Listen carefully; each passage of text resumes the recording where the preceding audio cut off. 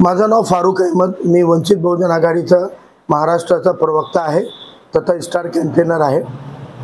South centre Lok Sabha मतदारसंघामध्ये वंचित बहुजन आघाडीचे अधिकृत उमेदवार अबुल हसन खान यांच्या प्रचारार्थ जेव्हा या मतदारसंघामध्ये आम्ही फिरत आहोत तर या मतदारसंघामधलं सगळ्यात दुर्दैवी दुःखद बाब ही आहे की या मतदारसंघामध्ये गेल्या 40 वर्षापासून सेक्युलर मतदार ज्या पक्षांना मतदान करत आलेला आहे, या 40 वर्षात त्यांनी ज्या ज्या पक्षांच्या ज्या ज्या चिन्हांना मतदान केलेलं आहे ते पक्ष आज मैदानामध्ये नाहीत। आणि या 40 वर्षामध्ये सेक्युलर पक्षांनी त्यांना ज्यांचं भीती दाखवून ज्यांना मतदान करू नका म्हणले असे सर्व उमेदवारांचा मैदानामध्ये हे असल्यामुळं ते त्यांना मतदान करायला भाग पाडत आहेत। अशा परिस्थितीमध्ये एक सेक्युलर सर्वांना घेऊन चालणारा पर्याय म्हणून वंचित बहुजन आघाडीचा एकमेव पर्याय या देशाच्या संविधानाला वाचवणारा जगवणारा पर्याय म्हणून मैदानामध्ये आहे। दुसरा मुद्दा असा आहे की वंचित बहुजन आघाडी हे सर्व धर्म समाज जाती घटकांना घेऊन चालणारा एकमेव पक्ष आहे आणि ज्यांना आपण सेक्युलर तथाकथित धर्मनिरपेक्ष म्हणतो त्या पक्षांनी अनेक छोट्या छोट्या समूहांना आपलं प्रतिनिधित्व दिलेलं नाही। वंचित बहुजन आघाडी एकमेव पक्ष आहे ज्यांनी 2019 मध्ये सुद्धा आम्ही 5 मुस्लिम उमेदवार दिले होते आणि सर्व जाती मायक्रो ओबीसीच्या आणि भटक्या विमुक्तांना आम्ही प्रतिनिधित्व दिलं होतं आणि यंदाही आम्ही 7 मुस्लिम उमेदवार देण्याचं काम केलेलं आहे। त्यामुळे सर्व पक्षांना घेऊन चालण्याचं काम, सर्व समाजाला घेऊन चालण्याचं काम वंचित बहुजन आघाडी करत आहे। ह्या ज्या 7 उमेदवार जे देण्यात आलेले आहेत त्या कशा प्रकारे आता लोकांसमोर जात आहेत आणि कुठले विषय घेऊन सध्या ते पोहोचत आहेत? सगळ्यात महत्त्वाचा मुद्दा आहे की गेल्या 30-40 वर्षामध्ये निवडून आलेला कोणी असो, लोकसभा इतकं बजेट त्यांना स्वतःचा स्वेच्छा निधी जर त्यांनी वापरला असता तर हा लोकसभा क्षेत्र हा खूप चांगला झाला असता, इथला विकास झाला असता, इथले लोकांचे प्रश्न सुटले असते। कोणतेही दवाखाने हॉस्पिटलच्या केंद्राच्या कोट्यवधी रुपयाच्या सामाजिक न्यायाच्या योजना असतात, परंतु एकही दवाखाना आणण्याचं काम, शाळा, चांगल्या दर्जेदार संस्था, ITI सारखे टेक्निकल एज्युकेशनच्या संस्था या केंद्र सरकारच्या मोठमोठ्या योजना असताना कोणतीही योजना गेल्या 15-20 वर्षामध्ये कोणत्याही खासदारांना राबवलेले नाहीत, तर ते फक्त टक्केवारीवर निधीचं घोटाळा करायचं, गुत्तेदाऱ्या करायचे आणि कमिशन खाण्याचे धंदे यापूर्वी केलेले आहेत। त्यामुळे आज गल्लीबोळामध्ये जाताना हलाखीची लोकांचं जीवन आम्ही बघतोय। इथं आम्ही भारतनगरला गेलो होतो, दरड कोसळून इतकी मोठी घटना घडूनही आज 65 घरं धोक्याच्या खाली आहेत, परंतु तिथं जाऊन बघायला कोणता खासदार आमदार तयार नाही आहे। वंचित बहुजन आघाडीचे कार्यकर्ते प्रशासनाचा पाठपुरावा करत आहेत। असे अनेक प्रश्न मतदारसंघामध्ये फिरत असताना आढळून आले की जे लोकांच्या जगण्या मरण्याशी संबंधित आहे। एकंदरीत सतीजी तुमच्याकडे जाणून घेतोय थोडक्यात की ज्या प्रकारे जे राजकीय वर्तुळात चिखल झालेलं आहे असं बोलण्यात येत आहे, लोकांमध्ये संक्रमण आहे। कुठेतरी लोक आता चिंतित आहेत की कोणाला एकत्रित मतदान करावं, कोणावर विश्वास करावा, कारण की कोण कुठल्या पक्षात आहे हेच कळायला भागत नाहीये।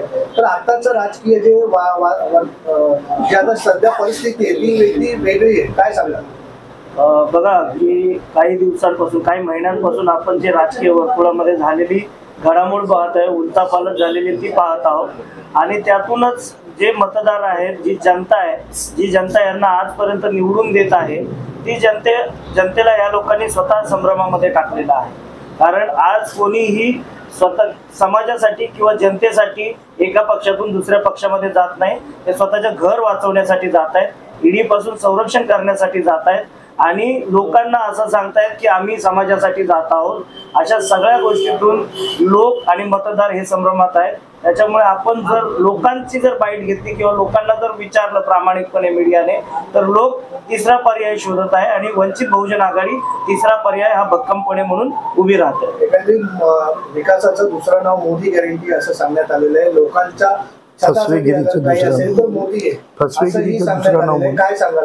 बघा काल पण मी हेच बोललो, फसवेगिरीचं दुसरं नाव विकास आहे आणि विकासचा मुद्दा जर फक्त आणि फक्त धर्म असेल, देवळं असतील, धर्माचं राजकारण असेल, विध्वंसाचं राजकारण असेल, मुस्लिम विरोधी राजकारण असेल तर तो विकास नाही म्हणता येणार।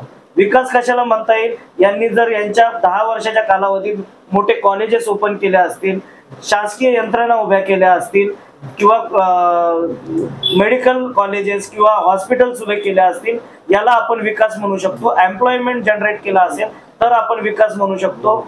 मंदिरं बांधून, देवळं बांधून किंवा धर्माच्या नावाखाली बोलून एखाद्या प्रवक्त्याला मोहम्मद पैगंबर यांच्या नावावरती कमेंट करायला सांगणं, हे सगळं धर्मविरोधी राजकारण आणि हे उद्याच्या भविष्यासाठी म्हणजे भारताच्या राजकीय वर्तुळासाठी हे घातक ठरणार आहे. सध्याची सर्वात मोठी समस्या आता सध्या रेल्वे लागत झोपडपट्ट्या आहेत आणि त्याच्याबद्दल आता कुठेही बोललं जात नाहीये. लाल डोंगर मधलेही रहिवासी आहेत, तेही कुठेतरी त्रस्त झालेले आहेत आणि त्यांचं असं म्हणणं आहे की खासदार निवडून आल्यानंतर कुठे दिसतच नाही. तर ही परिस्थिती आता सध्याची आहे. लोक मतदानाच्या वेळेला येतात, नंतर कुठे गायब होऊन जातात, कळत नाही. काय करावं? आपण फक्त रेल्वे लगत असलेल्या झोपडपट्टीचा विषय घेतला. पूर्व मुक्त महामार्ग हा जो झालेला आहे त्याच्यामध्ये 7,500 झोपड्या विस्थापित झाल्या. MMRDAच्या नावाखाली मुंबईमध्ये अनेक ठिकाणी रिडेव्हलपमेंट म्हणजे पुनर्वसन केले गेलेले लोकांचं. त्या लोकांच्या बिल्डिंग जर आपण जाऊन पाहिल्या ते निष्क्रिय दर्जाचे ते बांधकाम आहे. मी सुद्धा त्या एक गोष्टीचा पीडित आहे. पूर्वमुक्त महामार्गामध्ये माझ्या घरात जर तुम्ही येऊन पाहिलं तर माझ्या घराच्या किंवा बिल्डिंग मधले स्लॅब पडण्याचे प्रकार होत आहेत. लोकांना त्याच्यामध्ये इजा होत आहेत. या 10 वर्षामध्ये खासदाराचा फॉलोअप केल्याच्या नंतरही या सगळ्या गोष्टी झाल्या नाही. पण आज आपण जर पांढरापोळमध्ये आला आणि पाहिलं तर निवडणुकीच्या तोंडावरती असं दाखवलं जात आहे की आम्ही या बिल्डिंगचा स्ट्रक्चर मेंटेनन्स करून देत आहोत.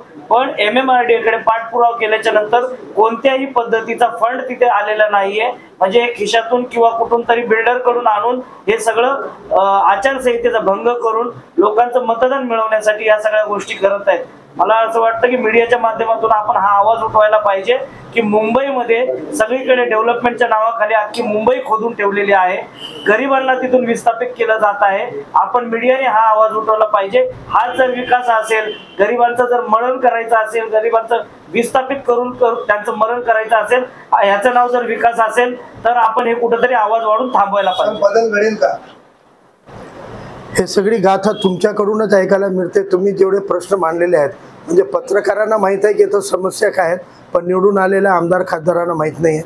या पद्धतीनं त्या सगळ्या मुद्द्यांवर आमचे मुंबई प्रदेशचे पदाधिकारी सतीश राजगुरू यांनी मांडलं की पक्षानं काय भूमिका घेतली आणि कुठं कुठं आम्ही हस्तक्षेप केला. आतापर्यंत बीजेपी आणि मुस्लिमनी बीजेपी आणि काँग्रेसने मुस्लिमचा फक्त हे केलेलं आहे, काय म्हणतात ते, वापर केलेला आहे.